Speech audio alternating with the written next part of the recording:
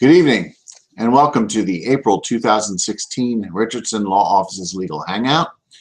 I'm Steve Richardson, and this month we're going to be talking about expungements. There are a lot of people out there that, shall we say, have had some youthful indiscretions, as politicians often talk about them, misspent youth. You did some things in your past that you regret, and you're trying to straighten out and fly right, as it were. And these arrests or out-and-out convictions of certain crimes or disorderly persons offenses or even municipal ordinances are holding you back in moving on with your life or having a better future, interfering with your ability to get certain jobs, maybe security clearances, things like that. But that's where expungements come in. And the reason I'm talking about it this month in April is because on April 18th, some new rules and procedures and laws came into effect with regard to expungements that have made it easier for some people to get certain youthful indiscretions, either convictions or arrests, expunged. So I wanted to talk about that. The whole idea of New Jersey's expungement statute, it was the idea that an expungement is as defined as the extraction and isolation of all records on file within any court, detention or correctional facility, law enforcement or criminal justice agency concerning a person's detention, apprehension, arrest, detention, trial, or disposition of an offense within the criminal justice system. In other words, the wiping out of minor criminal convictions or arrests from the public record. They just go away. They never existed. These aren't the arrests you're looking for. They're gone. And if you ever are asked, have you ever been arrested? Have you ever been convicted of a crime? You can honestly say, if you've gotten these expungements, no, I have not, because the records are gone. They have not been destroyed, but they've basically been sealed off and sequestered so that any kind of database search or that sort of thing by law enforcement or other agencies will not find it, will not pull it up. Now, as I said, there's been a change in how things are looked at. Up to this month, the law has been about giving relief to the one-time offender who has basically straightened up and is flying right. A one-time offender. And that philosophy led to certain restrictions on expungements if you're trying to expunge something where there were subsequent convictions of crimes and problems there, where that could basically pop you out of the box and deny you an expungement. But now, starting April 18th, the philosophy is to help the reformed offender. Not the one-time offender, but the reformed offender. This is all in your past. This is all you're trying to clean up so that you can move forward. So that's sort of the change that has affected in the law. So let's talk about expungements and how they're going to help you and what you can do. Now, let's say, first of all, you haven't actually been convicted of anything. Let's just say you've been arrested and either the charges were dismissed or they went to trial and you were acquitted, but there was no conviction that flowed from that arrest. And that arrest that charge was not dismissed as part of a plea bargain. So let's say you were arrested for A, B, C, D, and E. You pled guilty or made a deal for C, D, and E, and A and B were dismissed. And if you were tried to expunge the arrest for A and B, you'll come back and say, no, you can't do that. That was not dismissed because the state couldn't prove their case or you weren't acquitted of those charges. But there was an agreement that if you plead to this, we'll dismiss this. So you can't expunge those arrests. So with that exception, with arrests, any person arrested for a crime on TV, and in some jurisdictions it's called a felony, a disorderly or petty disorderly person's offense, again on TV, and in some jurisdictions called a misdemeanor, or a municipal ordinance violation, where it's been discharged without conviction or dismissed, can apply for an expungement. And this can be done at any time after the disposition of the criminal proceeding. So once you are acquitted, or once the charges are dismissed, you can then proceed with an expungement of the arrest. Now, the way it used to be prior to April 18th, and one of the big changes that have been implemented is if in the old days, if you were arrested and it was dismissed or whatever, you wanted to expunge it, you would have to bring a formal expungement petition, pay a filing fee, notice a whole bunch of people, go through this whole procedure to get rid of the arrests. Well, the laws changed, and let's say you were charged in New Jersey Superior Court, you're in county court for a crime, for an indictable offense or charge, and that does not result in a conviction. In that instance, the Superior Court judge is directed and required to expunge it immediately. You don't have to do anything. He says, all right, the charges are dismissed, and he can enter an order there on the spot to expunge the record.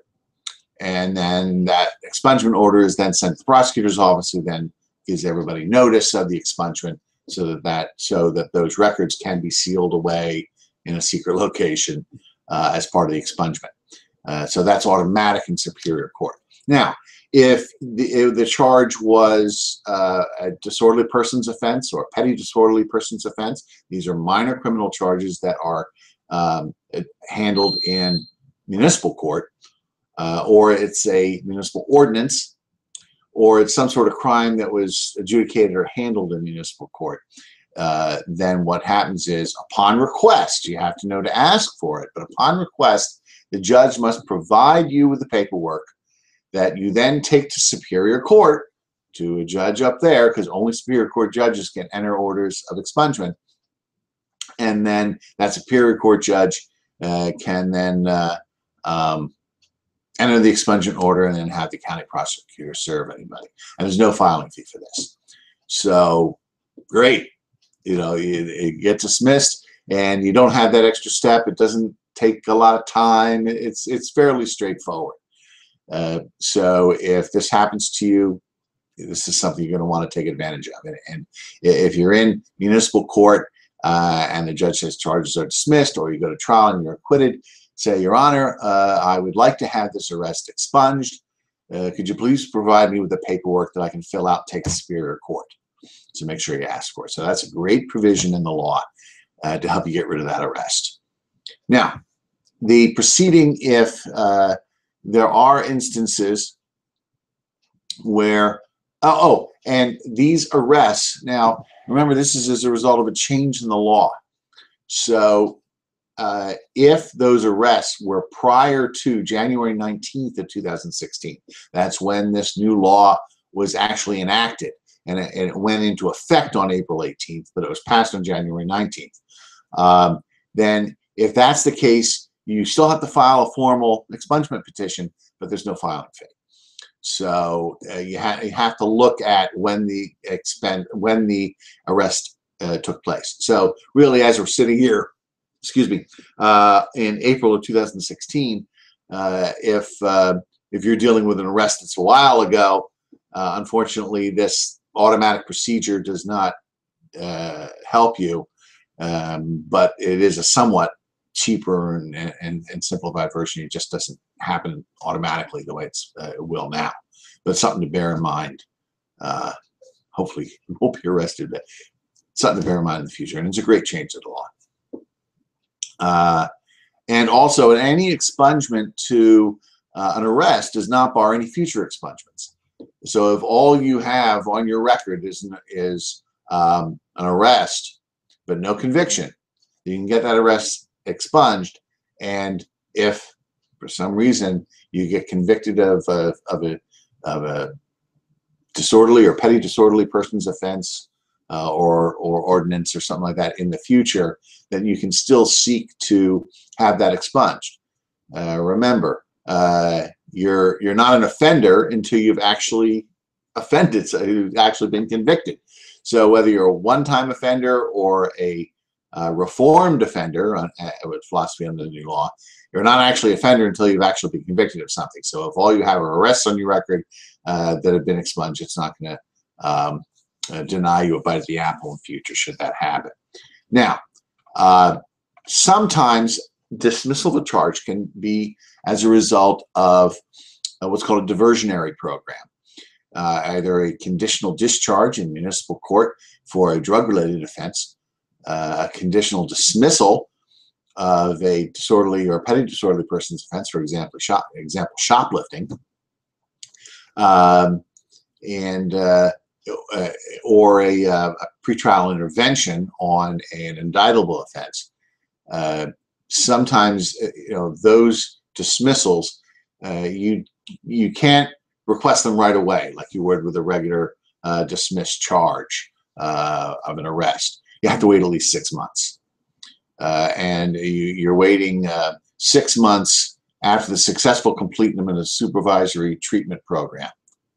It has to be at least 6 months following the dismissal of the charges. So what happens is, for example, in a conditional discharge, you enter a plea of guilty at the municipal court level. There's no finding of guilty. It just kept on the record, and as long as you complete the supervisory program, which is usually a year long, sometimes with random drug testing, and you do not commit any more crimes, you're a good citizen for that year, you complete that, and the charge is dismissed, then you have to wait another 6 months before you can bring an expungement action. So there is a little bit of wait if the arrest, if the dismissal is as a result of conditional dismissal, conditional discharge, or pretrial intervention. Now, what if you actually did something? You were convicted of something now, and that was a crime, which is an indictable offense handled at the county level in Superior Court. You can request an expungement, but there's certain restrictions. First of all, you cannot have been convicted of any prior or subsequent crime, whether within the state or in any other jurisdiction. So, one shot at an indictable crime. Okay, you can't, have had 2 crimes and you want to expunge one of them. If you have had 2, you need to. There can only be one, and it can be whether it's in New Jersey or any other state. You cannot be convicted of a disorderly persons or petty disorderly persons offense on more than 2 occasions.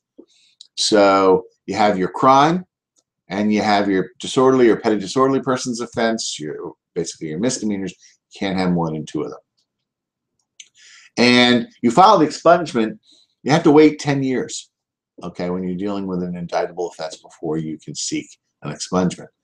10 years from the date of the most recent conviction, payment of fine, satisfactory completion of probation or parole, or release from incarceration for that crime, or for any disorderly persons or petty disorderly persons offenses, whichever is later. So that clock doesn't start ticking on, that 10-year clock doesn't start ticking until you've complied with everything, every part of your sentence. So there may be different parts to the sentence for your crime. It could be jail time. It could have resulted in probation or parole. But that full term has to pass, payment of all fines and costs, restitution, things like that, and then you start counting 10 years. Okay. So it's a while. You have to wait a while for an indictable crime to wipe it out. So now that's the way. Now, what if you're dealing with just a disorderly or petty disorderly person's offense, a misdemeanor in municipal court? And this could be for simple assault. You got into a fight. Nobody was seriously hurt. Some bar fight or college incident or some such thing as that, shoplifting or some other petty theft. Maybe you're drag racing down the street with your buddies. You got caught with some pot in your pocket, or you went streaking, or some such thing as that. But something minor. They can be expunged, and you have to wait at least 5 years for one of those, from the date of your conviction on the date of which the sentence was completed, whichever is later. So if you your date of conviction on that day, say, all right, you're sentenced to this, there's no jail time, and you have to pay fines, and you pay the entire fine that day, then fine, it's 5 years from that period. Otherwise, it's like just the crime I mentioned earlier, it's 5 years from the date you do the last thing or fully complete all the terms of your sentence. You have not been convicted of any prior or subsequent crime in any state. So if you have a crime, an indictable offense in any other state, you can't get rid of those. A disorderly persons offense, and you've had no more than 3 disorderly or petty disorderly persons offenses. So after a while, it's like, hey, you're not exactly reformed or a one-time offender. You can't have a whole bunch of expungements. It doesn't go on forever, so there is a limit. Now, if you've been convicted of a prior or subsequent crime, then you can get an expungement of the crime and the disorderly persons offenses under this new law if it has been at least 10 years since the completion of a criminal sentence, and there's only 1 crime and no more than 2 disorderly persons offenses. So you can do it all at once, but you got to wait 10 years. Okay, so that just extends the period of time, the wait time. Now, sometimes, the fines and everything else are rather high, and you haven't been able to pay them. If it's been more than 10 years, but you still haven't paid all the fines, you might be able to file. You can file an expungement if you can prove that there are compelling circumstances for your not paying those fines.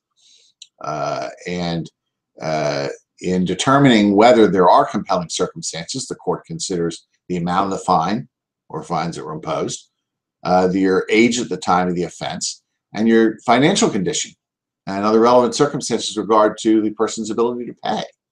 So if it's a very high fine and you don't have a while to, you're not young enough to make a living to improve your circumstance to pay it, or for whatever reason your age is an issue, the court can say, okay, we're gonna waive that. You waited your 10 years. We can do the expungement.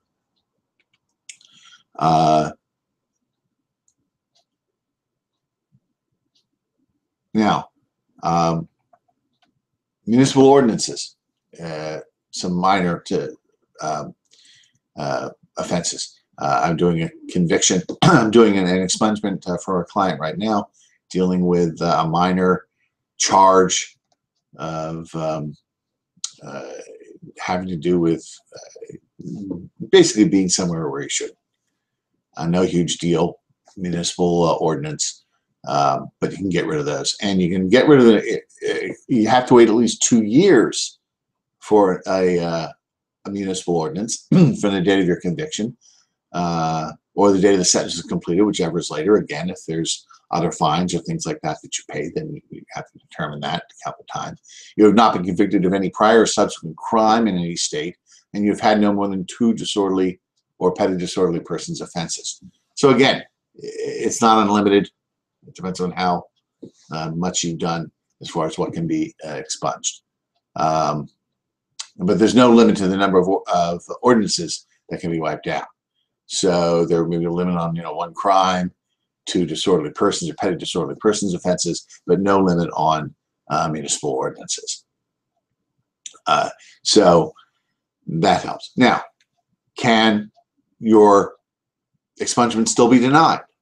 Yes, there are some bases for which it might be denied. If you do not meet any of the prerequisites for expungement we talked about, timing, has it been 5 years? Has it been 2 years, 6 months, 10 years, whatever the period of time is? Were you not able to show the circumstances necessary to shorten that if you haven't paid the fines? Do you have too many disorderly persons offenses on your record, or more than one crime? Next, if there's an objection to the petition where the objector proves that the need for the ability of the criminal records outweighs the desirability of your being freed from the black mark of the charge or conviction. So is there some societal need that trumps your ability to clean your record and move on? And where the arrest has not resulted in a conviction, where the acquittal, discharge, or dismissal of the charge is the result of a plea bargain. We talked about that earlier. Where the arrest or conviction is associated with a civil suit brought against you by the state or any of its agencies. Convicted of a crime, and on top of that, there was a civil suit for damages that may be predicated upon the criminal conviction. So that may trump the other. Where you've had a previous criminal conviction expunged, unless you're seeking expungement of an ordinance violation or an arrest not resulting in conviction. Again, having to do with a lot of prerequisites for the type of expungement you're seeking. You've had prior or subsequent to the conviction been granted the dismissal of other criminal charges following the completion of a supervisory treatment or other diversionary program. So there are some reasons why it can be denied. It's a lot to take in. It's a lot involved, a lot of different waiting periods and timing on did you have any prior or subsequent charges, this and that. It can get involved. So this is a good overview. It gives you an idea of what you can do to seek an expungement. If any of this sounds encouraging to you, if you have an arrest or a minor charge in your background and that is holding you back, and any of this sounds like you, then I'd highly recommend that you talk to an attorney in your area that's experienced in doing expungements, and to look at your situation to see whether your situation and your facts fit into all these different rules on expungements, and really analyze your case and see whether it can be done. It's a great tool. It's something you should take advantage of if you can. So as you can see, the rules have gotten a little easier. If you have, like I said, if you have these little arrests lying around there, or this happens to you down the road where a charge is dismissed or you're acquitted, just know to ask for the paperwork or make sure the judge does the expungement. Save you a lot of time and money. So that's it for our April 2016 legal hangout on expungements in New Jersey. Next month, we're going to have our hangout. It's usually on the fourth Thursday of the month. So that would be May 26th at 5 p.m. And May is college graduation month. I'm going to be attending two college graduations next month. My niece out in Colorado will be graduating from college, and my nephew is going to be graduating with a degree in electrical engineering from the College of New Jersey. So we're going to be attending that ceremony. So a lot of people out there looking to graduate from college, and guess what? When that happens, then you got to pay the bill. If you have any kind of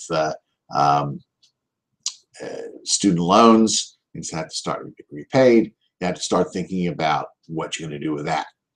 So last year at this time, I talked about that as well, but I think it's important to talk about it again this year and look at what you can do. If you are graduating and you have questions for your particular case, I try to cover all the bases and lay out what you should do.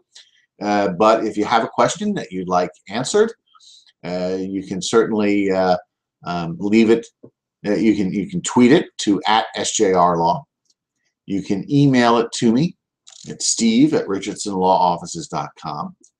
If you want, you can even leave it in the comments to this video if you want. But just let me know prior to May 26th, 2016, so that I can put your question on the list and make sure I answer your question. So here's your opportunity to be pointed in the right direction on how to deal with the repayment of your student loans once you graduate from college or law school or medical school or graduate school with your MBA or whatever it is. If you're graduating next month and you're looking to having to pay the piper, send me the question, send me your concerns, and I will try to answer your question as well as give some general information on the topic.